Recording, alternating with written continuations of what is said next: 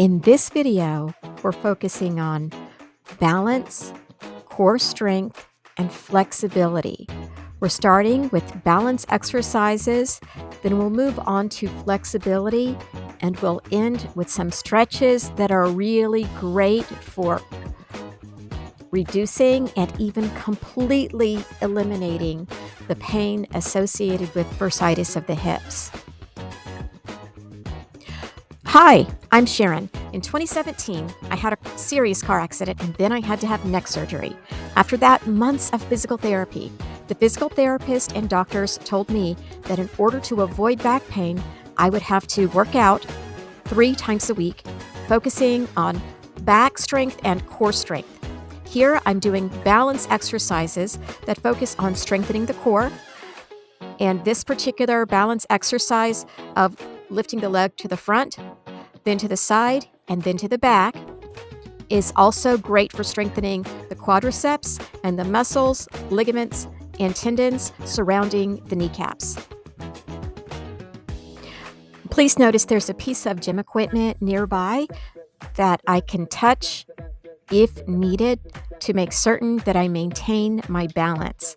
I'm not just standing in the middle of the room willy-nilly, flipping my legs out in all directions without having something nearby to steady me if I need it.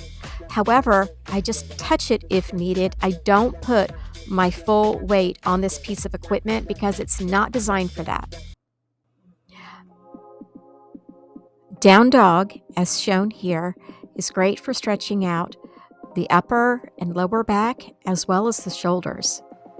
To do the balance exercise shown here, first get on all fours on the floor, stretch out your right arm and left leg, hold them as long as you can without feeling off balance or uncomfortable, and then switch sides, holding out your left arm and right leg as long as you can without feeling off balance or uncomfortable. Over time, the time that you can maintain your balance while doing this will gradually increase. Just as a reminder, in these videos, I'm demonstrating the exercises that were taught to me by physical therapists because they were right for me in my situation. Please consult with your own health professional when designing your exercise program. This is the cat stretch. You'll notice the laughing expression in my face. My son, the videographer, was telling me that while doing this, I actually look like one of his cats while it's in the act of vomiting at 2 a.m.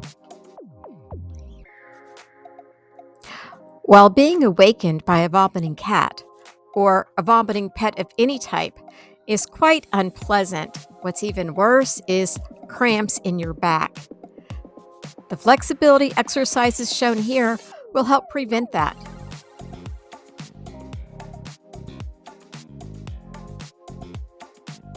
Here, I'm demonstrating the beach ball stretch.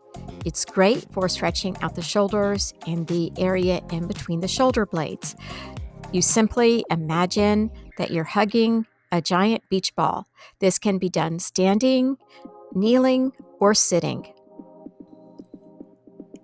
Now I'm doing a neck stretch that a chiropractor showed me years ago. You simply look down towards either the right or the left as if you're looking in your pocket, and then you just pull on your head just a little bit to give your neck a little stretch, and then look in the other imaginary pocket and pull on your head just a little bit to give your neck a little stretch.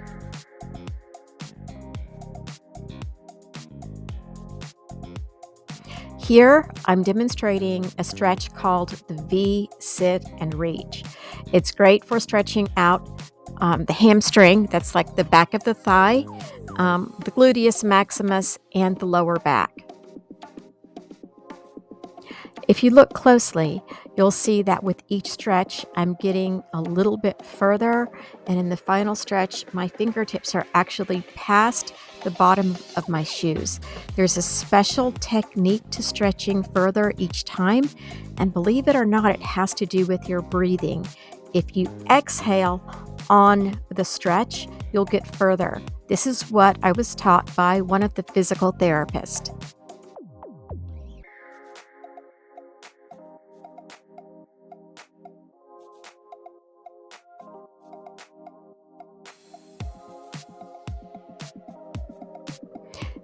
This is the hurdler stretch.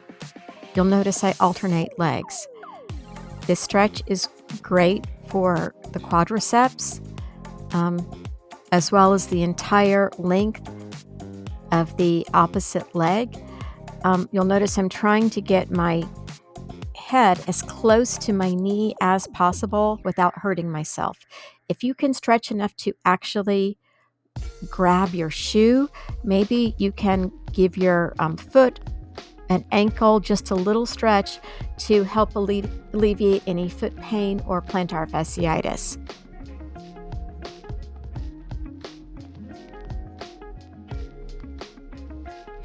This is the butterfly stretch. It's great for the hips and inner thighs.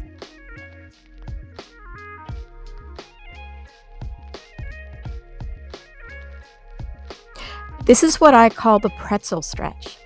The objective is to get your foot as close as possible to the opposite hip while hugging the bent leg. This is great for stretching out the hips. This is the one that really either reduces or, in some cases, completely eliminates the pain associated with bursitis of the hips. The stretch shown here is great for increasing the flexibility of the hamstring and hips. It's important to switch sides and do both legs.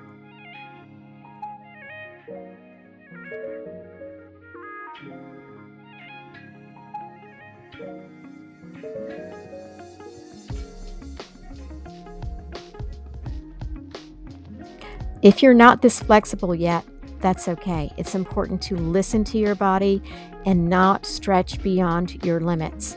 This is not about what you can do in one day. This is about gradual improvement over time.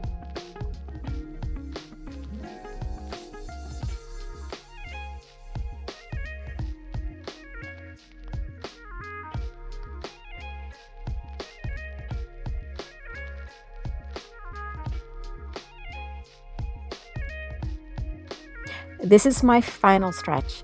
It's one that's great for either reducing or completely eliminating the hip pain known as bursitis of the hips.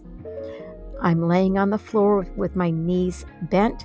I then take my right ankle and put it on my left knee and use my right foot and ankle to get my left knee as close to the floor as possible.